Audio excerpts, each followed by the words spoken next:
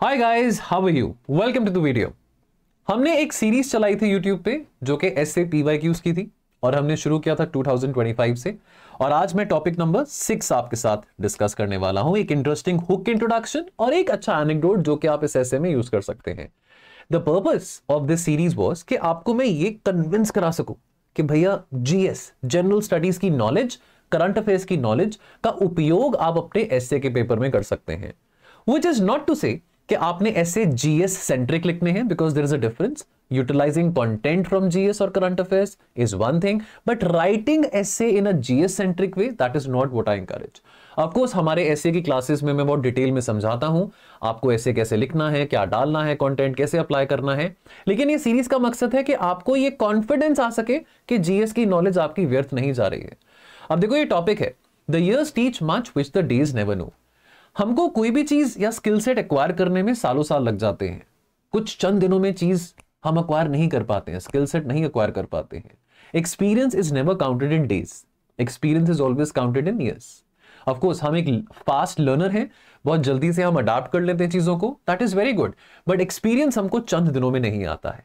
अब ये टॉपिक तो रेलेवेंट इजियर है, मतलब इसका मतलब तो हमको समझ आ रहा है। इसको अप्लाई कैसे करेंगे, इसको कैसे अप्लाई करके आप एक अच्छा इंट्रोडक्शन देंगे, जिसको मैं हुक इंट्रोडक्शन कहता हूं। आपका हुक क्या रहेगा, because introduction can make or break your essay, the choice is yours.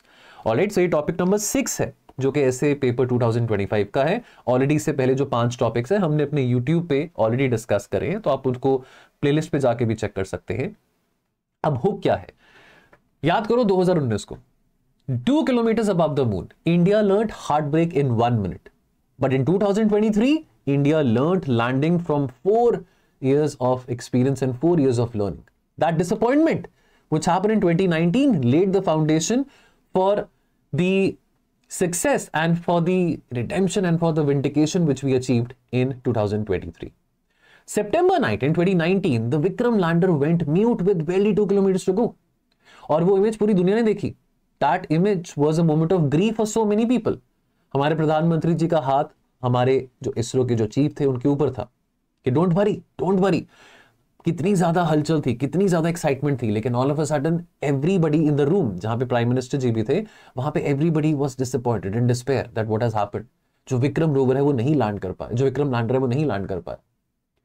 But what that day taught was disappointment, but what the years after 2019 taught us that okay, we need to work on the design, that perhaps our design was not good। हमारा जो rover का design है, lander का design है, वो ज्यादा अच्छा नहीं था। इसरो ने फिर से अपने आप को संभाला, उठाया, फिर से अपने चेकलिस्ट को रीराइट करा और लैंडिंग लेग्स है उसको और मजबूत बनाया, वाइडर सेफ्टी मार्जिन बनाए, एसओपीज को थोड़ा रिवाइव किया, और ज्यादा रिहर्सल किया, और ज्यादा बेहतर बनने की कोशिश करी। 4 साल के बाद अगस्त 2023 को, 23 अगस्त 2023 को एक और विक्रम डिसेंड हुआ। कहां पे? मून के उस कोने पे जहां पे कोई दुनिया में कोई और देश नहीं जा पाया है। और ये जो मिशन था हमारा Chandrayaan mission, that mission was very monumental and that mission resonates a lot with the topic which is the topic the years teach much which the days never know. तो आपको इस तरह से अपने इंट्रोडक्शन में हुक लेके आना है। आपने इस तरह से अपने इंट्रोडक्शन में कंटेंट के जरिए अपने नैरेटिव को बिल्ड अप करना है, जो कि आपके एग्जामिनर को, जो कि हमारे एग्जामिनर को, जो कि पेपर चेक कर रहा है, उसको एक हुक में लेके आएगा और एंगेज करेगा हमारे कंटेंट के साथ। And certain amount of emotions भी इन्वोक करनी बहुत जरूरी है आपको अपने नैरेटिव में। Alright, so understand one thing, ये जो दोनों इमेजेस हैं, one in despair and one in a lot of happiness, then 2023 2019 की हम बात करें तो 2019 में डिस्पेयर, डिसअपॉइंटमेंट, 2023 हैप्पीनेस, सक्सेस। एक दिन एक एपिसोड है। 2019 में जो दिन था वो एक एपिसोड था, लेकिन 2023 में जो हमने अक्यूमुलेट किया, जो सक्सेस हमने पाई, that was 4 years of hard work, 4 years of learning and education. So time turns pain, any kind of pain, into hope, into happiness. And therefore, let's understand one thing, that this particular example, which was very, very defining for us. Now, एक interesting anecdote आपको बताता हूं जो कि आप इस particular topic में use कर सकते हैं। वो है inflation targeting and monetary fiscal learning से रिलेटेड। 2013 में जब अमेरिका ने अपना जो बॉन्ड बाइंग प्रोग्राम है उसको थोड़ा सा ईज आउट करने की बात करी, जब फेड बैंक ने कहा कि वो रेट कट लेके आएंगे एंड देयरफॉर इंटरेस्ट रेट को बढ़ाएंगे अब आपको पता है कि हमारी ग्लोबली जो हमारी मॉनेटरी पॉलिसीज हैं कितनी ज्यादा इंटरलिंक्ड है, और स्पेसिफिकली अगर अमेरिका का फेडरल बैंक रेट कट करता है या रेट इंटरेस्ट बढ़ाता है, उसका इंपैक्ट देखने को इंटरनेशनल मार्केट्स पे मिलता है। 2013 में जब taper tantrum was a day which screamed the rupee slid massively. आपको याद होगा 2013 में हमारा जो करंट अकाउंट डेफिसिट है वो भी बहुत बढ़ गया था, कंज्यूमर प्राइस इन्फ्लेशन बहुत ज्यादा हाई थी। What followed after that was years of quiet construction.